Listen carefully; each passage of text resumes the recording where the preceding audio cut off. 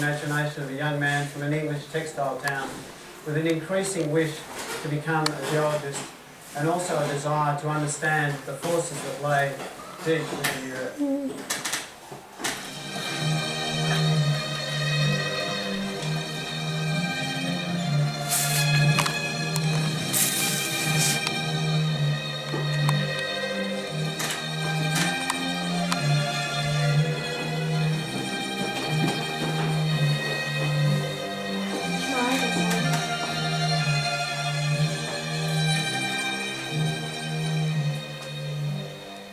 Even early in his career, John Milne understood the value of art to the telling of a scientific story, and these watercolours that he produced for a book he would later publish on his travels in Iceland clearly show the fascination that he had with the meeting of fire with ice.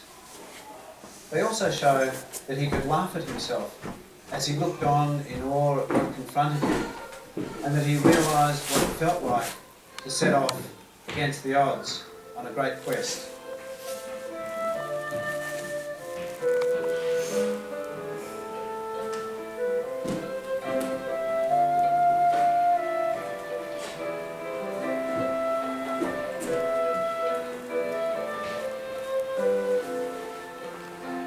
While travelling, Milne also wrote 13 diaries, which are replete with the anecdotes and excitement of a young traveller, and are rich in praise for the Icelandic horses which had arrived with the Vikings and were immortalised by Jules Verne in Journey to the Centre of the Earth.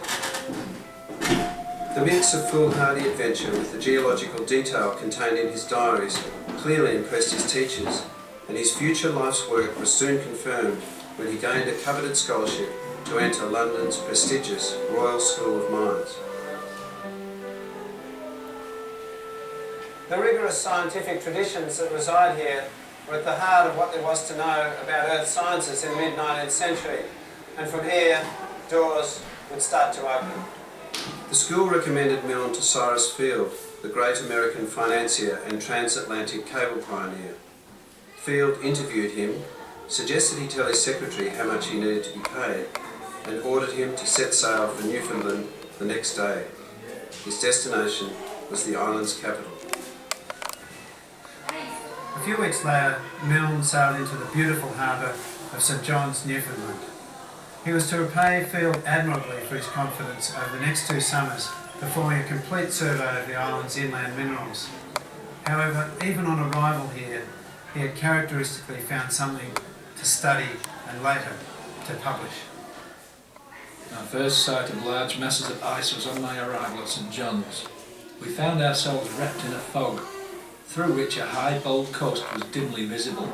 At length it lifted and we saw ourselves in a cliff-bound bay, a harbour full of ice and ships. Near us floated 2 great icebergs, whilst the sea round us was covered with smaller lumps, jostling against each other as they rose and sank upon the swell. Milne circumnavigated Newfoundland twice, and his paper described the geological influence of the southward pushing pack ice, readily apparent in modern aerial photographs.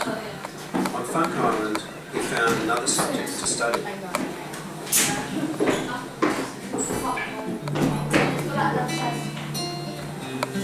Huge colonies of seabirds feeding in the icy waters of the North Atlantic have always inhabited Funk, but Milne knew the island had recently witnessed the extinction of the Northern Hemisphere's equivalent to the penguin, the flightless great auk.